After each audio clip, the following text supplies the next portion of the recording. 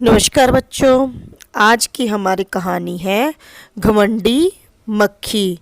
इसमें मक्खी के घमंड के बारे में बताया गया है, किस प्रकार से वह घमंड करती है और अपने आप को बहुत ताकतवर मानती है। आओ बच्चों, हम इस कहानी को पढ़ें। एक दिन की बात है सुंदरवन में एक शेर रहता था। कौन सा वन था? वन का क्या नाम था? सुंदर वन। सुंदर वन बहुत सुंदर था। वहाँ चारों ओर हरे भरे पेड़ थे। शेर पेड़ के नीचे सो रहा था। अभी उसे नींद आई ही थी कि अचानक भिन भिनवाने की आवाज़ से उसकी नींद खुल गई। उसने देखा, उधर देखा, इधर देखा, उधर देखा। उसे आसपास कोई दिखाई नहीं दिया। वह फिर सोने की कोशिश करने लगा। उसे फिर से भिनभिनाने की आवाज़ सुनाई देनी दी। वह गुस्से में इधर उधर देखने लगा। तभी उसकी नज़र मक्खी पर पड़ी। वह शेर के कानों के पास भिनभिना रही थी। मक्खी के भिनभिनाने की आवाज़ से शेर परेशान हो गया था, क्योंकि वह आराम कर रहा था, जिसके कारण उसके भिनभिनाने की आवाज़ से उसको क्या हो रही थी? प्रॉब्लम हो रही थी, परेशानी हो रही थी, जिससे कि वह आराम नहीं कर पा रहा था। उसने मक्खी से कहा, जाओ यहाँ से, मुझे आराम करने दो। मक्खी ने कहा, मेरे साथ खेलो ना, मुझे पकड़ो। शेर बोला, मुझे तुम्हारे साथ नहीं खेलना है। मक्खी ने पूछा, क्यों? शेर बोला, यह मेरे आराम करने का समय है, अब तुम यहाँ से चली जाओ। इतना कहकर इतना आपस में संवाद हुआ, उन दोनों के बीच में बातचीत हुई। वो कहती है कि मेरे साथ खेलो, परंतु शेर कहता है कि मुझे नहीं खेलना है, मुझे अभी आराम करना है, आप यहाँ से चले जाइए। परंतु मक्खी नहीं मानती है। यह बात सुनकर मक्खी को गुस्सा आ गया। अब शेर की जब उसने ये बात सुनी तो उसको गुस्सा आ गया। वह बोली, मैं नहीं जाऊंगी। क्या कर लोगे तुम?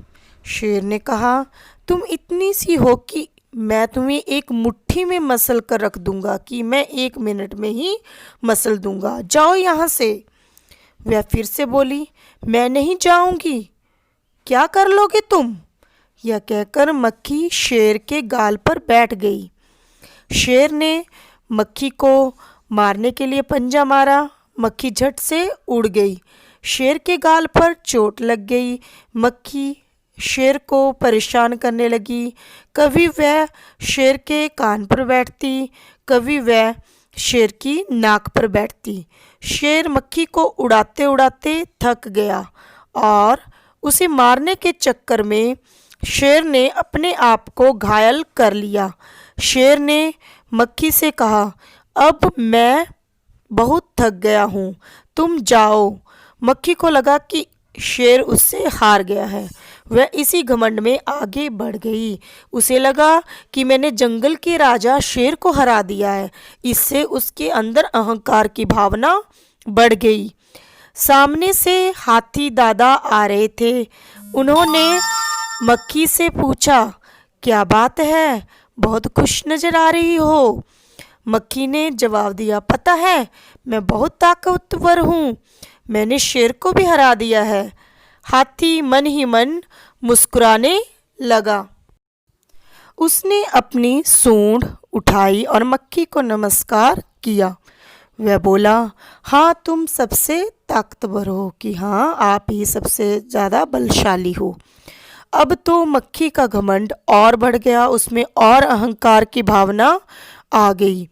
वह रास्ते में मिलने वाले हर जीव जंतु को तंग करने लगी। उसमें अहंकार की भावना जब बढ़ गई तो वो और भी जीव जंतु जो थे उसके मार्ग में आए, उन सबको परेशान करने लगी। सभी उससे बचकर जाने लगे, कि सभी उससे बचकर निकलने लगे। मक्खी जंगल में और आगे गई और अब उसे लोमड़ी मिली। मक्खी ने लोमड़ी से भी वही कहा, शेर और हाथी मुझसे डरते हैं, मैं बहुत ताकतवर हूँ, कि मैं उनसे भी ज़्यादा बलशाली हूँ। मक्खी की बात सुनकर लोमड़ी को हंसी आ गई। वह हंसने लगी। उसने सोचा कि मक्खी को सबक सिखाया जाए, कि उसको एक पाठ पढ़ाया जाए, कि उसको एक शिक्षा दी जाए। लोमड़ी मक्खी से बोली, पता है वहाँ आगे एक मकड़ी रहती है, वह आपसे बिल्कुल भी नहीं डरती। वह कह रही थी कि मक्खी को तो मैं चुटकी में ही मार दूंगी, कि एकदम से ही मार दूंगी। यह सुनकर मक्खी आग बबूला हो गई। आग बबूला मुहावरे का अर्थ है कि बहुत गुस्सा करना। वह बोली, ऐसा कहा मकड़ी ने, उसकी इतनी हिम्मत, मैं उसे पल भर में मसल कर रख दूंगी। लोमड़ी ने हाँ में सिर हिलाया।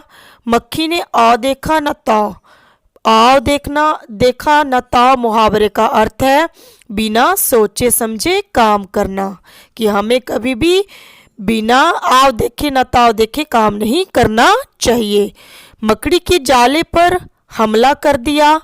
लेकिन यह क्या, मक्खी तो मकड़ी के जाले में फंस गई। उसने जाल से बाहर निकलने की बहुत कोशिश की। कोशिश करते करते वह बहुत थक गई। मक्खी को परेशान देखकर लोमड़ी मंद मंद मुस्कुराने लगी। मंद मंद मुस्कुराने का अर्थ है धीरे धीरे हंसना। मक्खी जाल से बाहर निकलने को कोशिश करती रही। क्या मक्खी जाल से बाहर निकल पाई होगी? नहीं, जाल से बाहर नहीं निकल पाई होगी। इसीलिए हमें बिना सोचे समझे कभी भी कोई काम नहीं करना चाहिए। शिक्षा कि हमें कभी भी किसी भी चीज़ का घमंड नहीं करना चाहिए। हमारे अंदर किसी भी प्रकार की अहंकार की भावना नहीं आनी चाहिए। हमें दूसरी शिक्षा इसमें यह है कि हमें कभी भी बिना सोचे समझे कभी भी कोई काम नहीं करना चाहिए। पहले हमें सोच समझकर उस चीज़ को अच्छे ढंग से परख कर ही करना चाहिए। बेटा, इस कहानी को आप याद करेंगे और अपने शब्दों में लिखने की भी कोशिश करेंगे। धन्यवाद।